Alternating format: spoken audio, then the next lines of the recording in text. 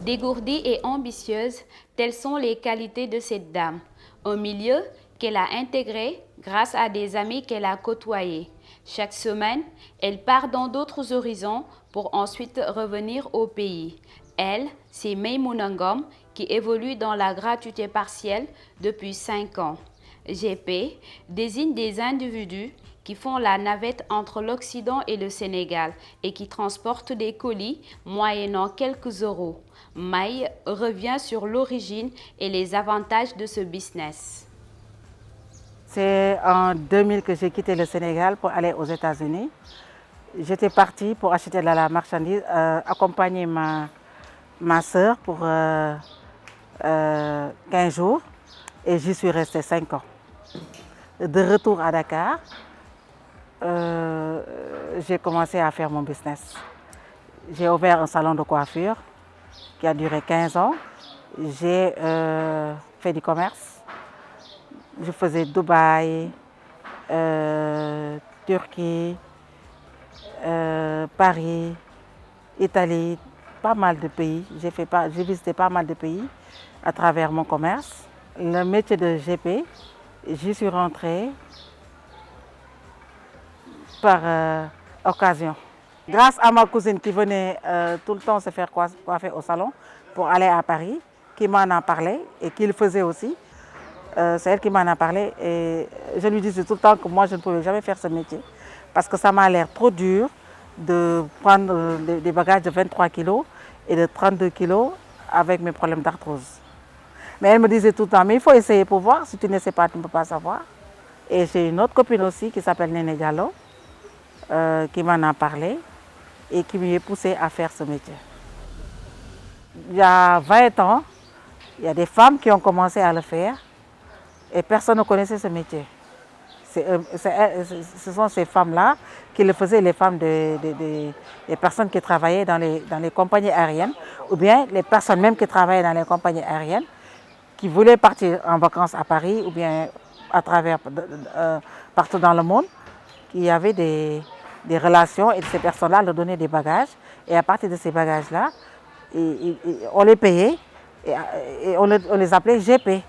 Mon GP est arrivé, mon GP est arrivé et c'est à partir de ce moment-là que le mot GP est lancé. Et maintenant, nous tous, on est dedans, mais ce n'est pas pareil par rapport à ces gens-là. Parce que nous achetons nos billets d'avion. Le billet est cher, on l'achète. Le billet est moins cher, on l'achète. Le billet est en promotion, on l'achète aussi. Et à force de partir, notre chance, c'est d'avoir un troisième bagage. On nous donne gratuitement un troisième bagage à force d'avoir des miles. Plus on a des miles, plus on a des chances d'avoir un troisième bagage dans l'avion.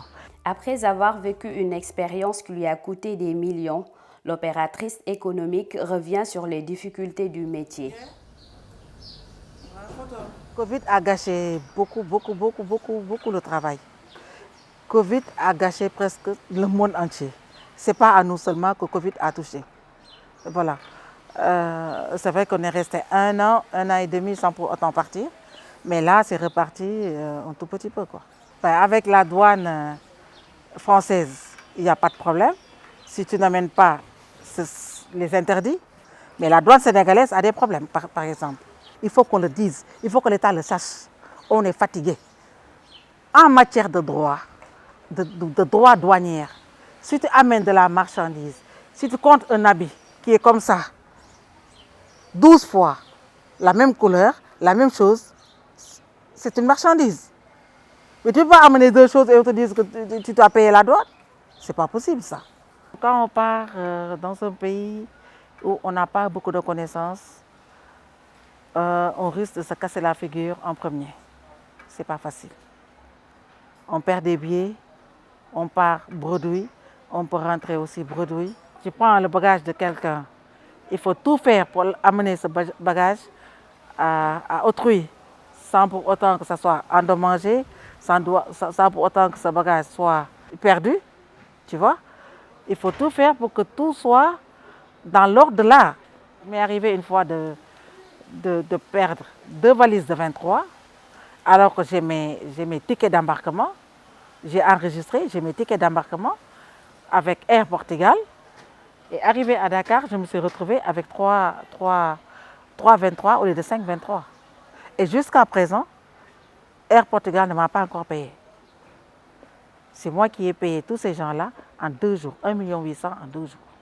C'est une grosse perte. Mais il le faut parce que c'est moi qui ai pris, comment dirais-je encore, le bagage des autres. Je suis obligée de les payer. Selon May, il n'y a point de secret. La seule et unique solution, c'est de former des mouvements associatifs pour la cause féminine et rêve que toutes les femmes se retrouvent avec un travail décent. On doit se réunir, faire une association qui peut aider chaque femme à pouvoir travailler et gagner sa vie à la sueur de son front. Parce que rester là à demander, c'est pas digne pour une personne. Chacun doit travailler. Il faut travailler pour gagner sa vie. Il faut travailler pour être indépendante financièrement. Il faut travailler pour avoir une autonomie financière. D'autant plus que le monde devient de plus en plus dur. Alors, si on pouvait, comment dirais-je encore, moi je rêve d'un monde où toutes les femmes travaillent. Parce que nous sommes des femmes battantes. On ne fait que travailler du matin au soir. Et je lance un appel à toutes les femmes de croire en elles-mêmes que tant qu'il y a vie, il y a espoir. Tout un chacun peut travailler pour gagner sa vie. Tout un chacun peut essayer de réussir dans sa vie sans pour autant compter sur notre personne. Aujourd'hui, en fonction de la fréquence de ses voyages et du volume de ses commissions, Maïmouna gagne bien sa vie.